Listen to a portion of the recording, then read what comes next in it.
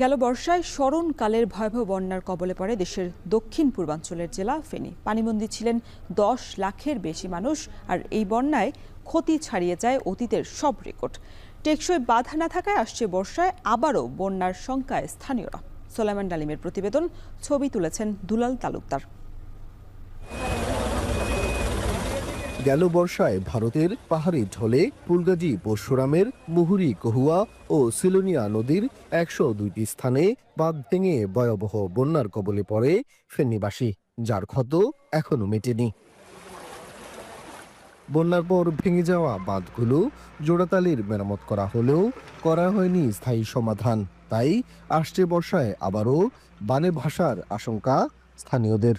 টেকসইভাবে যদি সুন্দরভাবে ভালোভাবে বাঁধ দেয় তাহলে আমাদের সুন্দরভাবে নিরাপত্তাভাবে সুন্দরভাবে থাকতে পারবো। গাইড ওয়াল হোক বা বল্লক দিয়ে হোক, এইভাবে যদি স্থায়ীভাবে বেরিবারটা দেয় তাহলে আমরা এই বন্যার কবল থেকে বাঁচতে পারবো। গেলবার পরশুরামের মির্জানগর ইউনিয়নের নিষ্কালিকাপুর সীমান্তের শূন্যরেখায় বল্লার মুখার ভারতীয় অংশের বাঁধ কেটে দেয় ভারতীয় সীমান্তরক্ষী বাহিনী। আর এ কারণে বন্যা বিপর্যয়কর রূপ নিয়েছিল বলে অভিযোগ স্থানীয়দের। সীমান্ত জটিলতায় সে বাঁধের এক প্রান্তের কাজ এখনো হয়নি। মুড়ি নদীর যে পয়েন্টটা ভাঙছে, ওই পয়েন্টের মূল বাঁধটা যদি টেকসইভাবে সরকার দুই দেশ বসে ওটা যদি টেকসইভাবে বাঁধা হয় তাহলে এই বাঁধগুলোর উপরে এতটা চাপ আসে না। আর এখন যে বাঁধগুলো বাঁধতেছে এগুলো আসলে অতটা টেকসই হবে না যদি মূল পয়েন্টটা না বাঁধা হয়।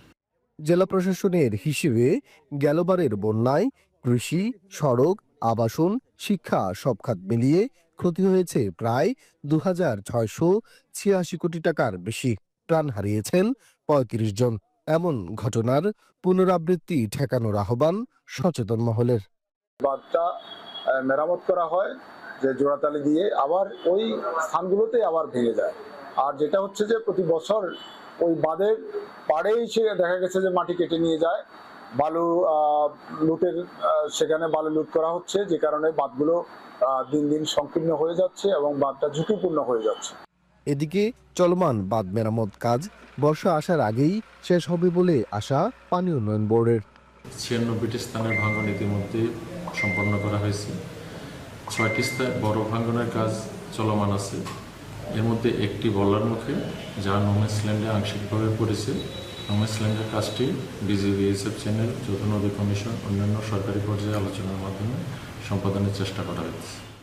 গেল বন্যায় ফেনীর মুহুরী, কহুয়া, সিলোনিয়া বন্যা নিয়ন্ত্রণ বাঁধের মোট ভাঙন দেখা দেয় 102টি স্থানে, যা মেরামতে 20 কোটি 68 লাখ টাকার কাজ করছে পানি উন্নয়ন বোর্ড। সম্প্রতি মুহুরী কহুয়া নদীর বন্যা নিয়ন্ত্রণ বাঁধ নির্মাণে 4635.39 কোটি টাকার খসড়া প্রস্তাব তৈরি হয়েছে।